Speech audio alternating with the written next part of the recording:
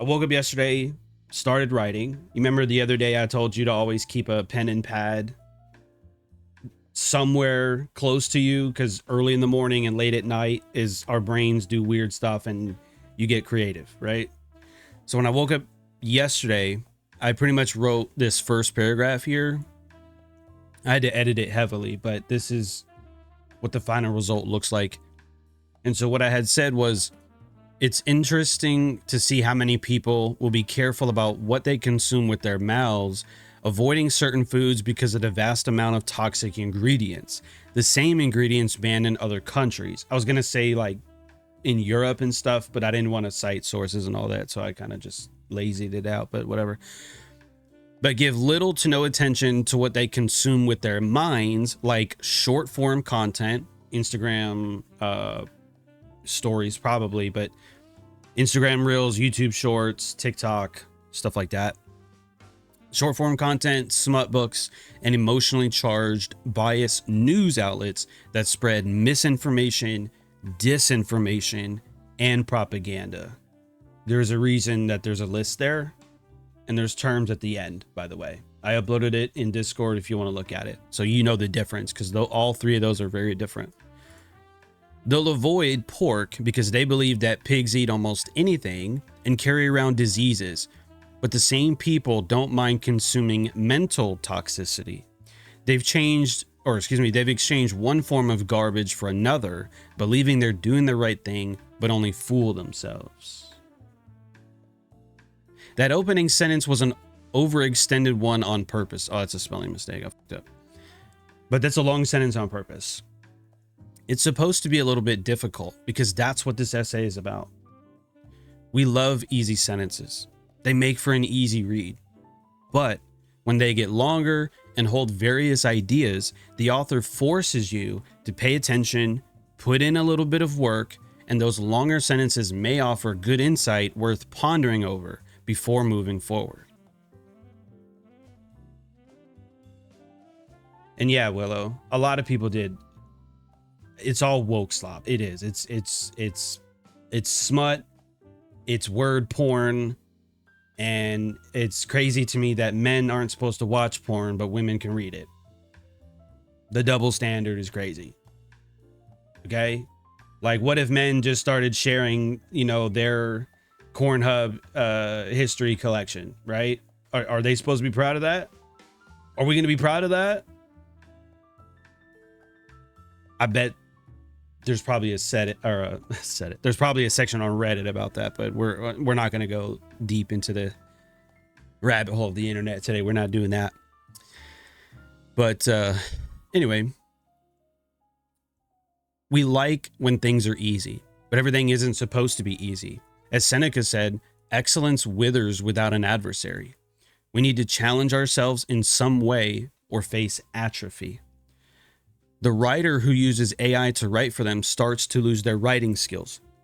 The video creator who uses AI to write their scripts start losing their creative thinking and originality. Technology is great to own, but not so great when technology owns you, especially the internet and social media. I thought I was kind of hitting when I wrote that, by the way. I thought I was kind of spitting fire for a little bit. We continue. The internet has given us access to information and connectivity worldwide, but all information isn't good information. We're drowning in a sea of content, noise, and distractions. There was a time not long ago when restaurants didn't have screens. Applebee's. What's that other one? What's the red one? Chili's. There we go. Chili's, right? They didn't used to have screens, but here we are. And neither did cars, airplanes, and gas station pumps. Every time I get gas, bro, I don't know if does this happen to you guys where you go pump gas and as the gas is going into the car at the pump, a screen comes on and there's like advertisements or some bit about a talk show. And it's been around for years, but like, what is that? You know what I mean? This is done on purpose and it's not for your benefit. This is one of the many reasons why reading has become more challenging for younger generations. We have put the books down to pick up the phones and can't seem to get away from them. That's because social media platforms are designed to get your attention and to keep it. They want you on their platforms. They tailor your feed. Remember that analogy from earlier? We watch what we eat, but we don't watch what we consume. But yet they call it a social media feed. I thought I was spitting, but whatever. They tailor your feed to things you like.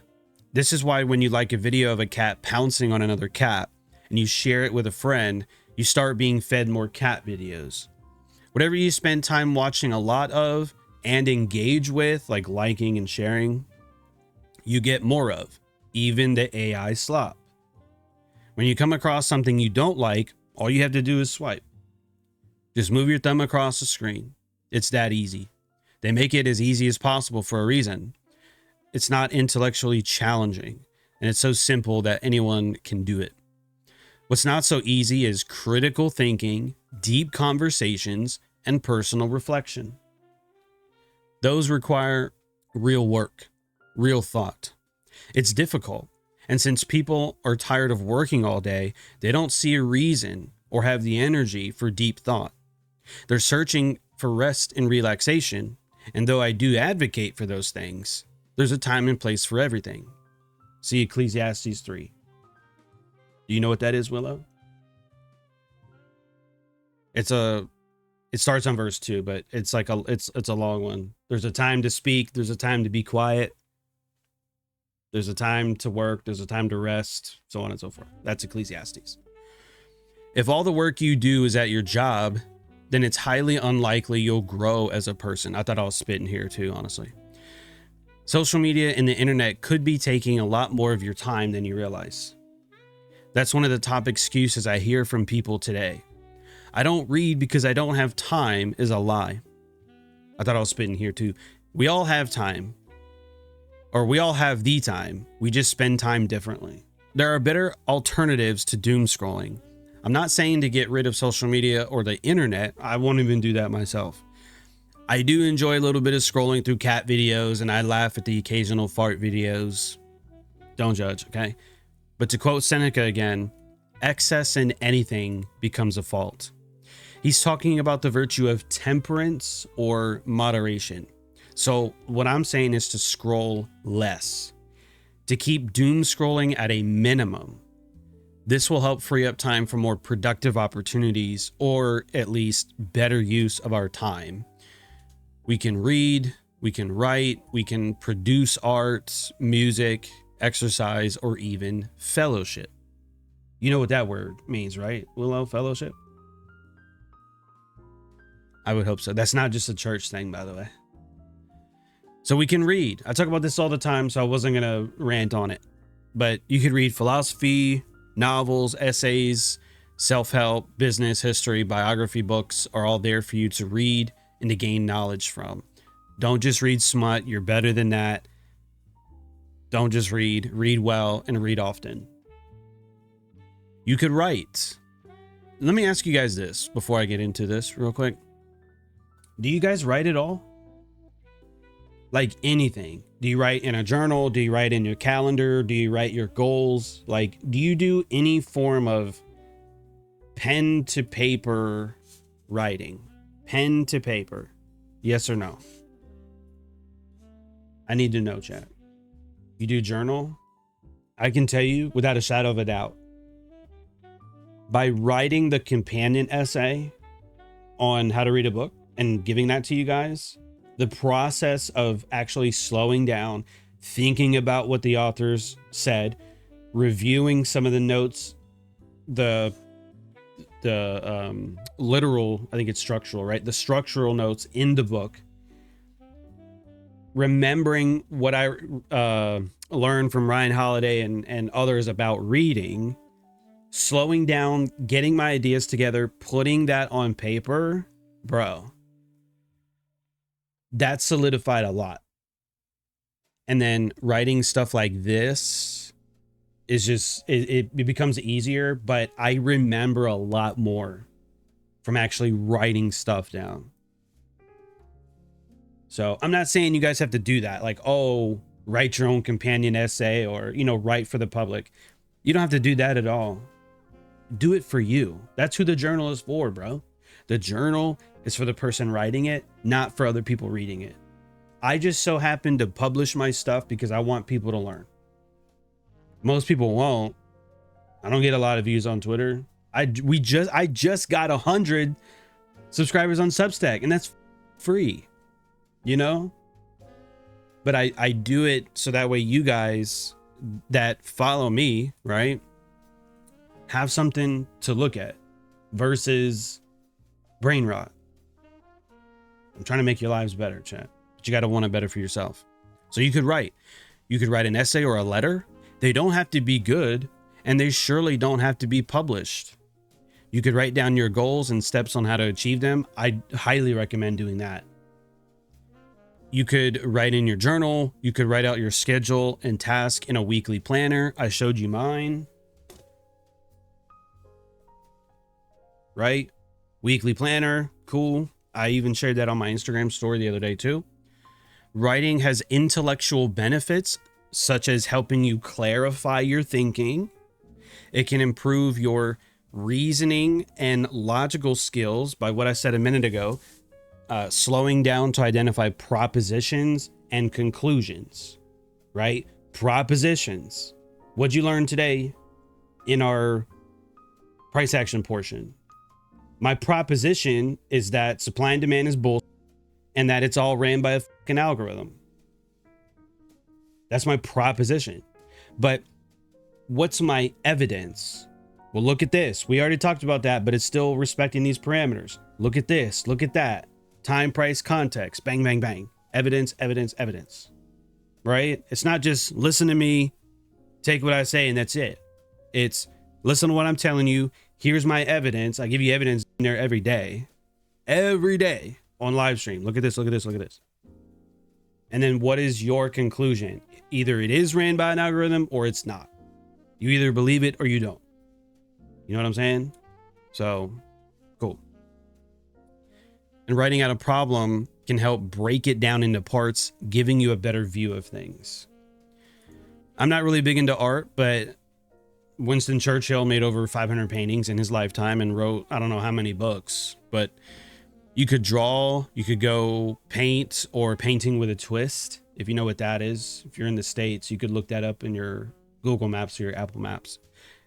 Painting with a twist is where you go. It's kind of like taking a class, like a yoga class, but instead of doing yoga, you're painting and drinking wine. So I haven't been, but I have friends who have gone and they loved it. You could go to a pottery class or even search up a tutorial on how to do those things better for next time. Art is great because it takes your attention and focus, not brain rot. It forces you to submerge yourself in the moment. Okay? And it could even be a form of therapy for some. You could exercise. I got to do this a little bit more. Okay? But you could lift weights, walk around the neighborhood. You could go on a hike, swim or play sports, or even take a cold plunge, a cold shower at least. Some sort of physical activity is great for the mind. Fresh air and sunlight are probably good too. Fellowship. Get together with others and do something fun, but try and stay off your phones. This is going to defeat the purpose if you go hang out with people and then everybody just gets on their phone. Have a conversation. It doesn't have to be a philosophical one. You could ask them how they are and what's going on in their life. You could discuss great ideas and avoid gossiping about others. We're trying to get away from brain rot. And here's our close. Okay. And personally, I thought this took me a while to come up with, but I really thought I was spitting here at the close. Okay. These are just a few of the tools that we have against brain rot culture. We need to get back to pen and paper. We need to get away from screens and the endless waves of information. Watch this. We need more art, less artificial intelligence. Okay. More exercise, less excessive information. More fellowship, less fighting with anonymous strangers on the internet. More thinking, less throwing our time away doom scrolling. More productivity, less propaganda. Remember, it's our minds and future at stake. And right now, we're losing the war on brain rot.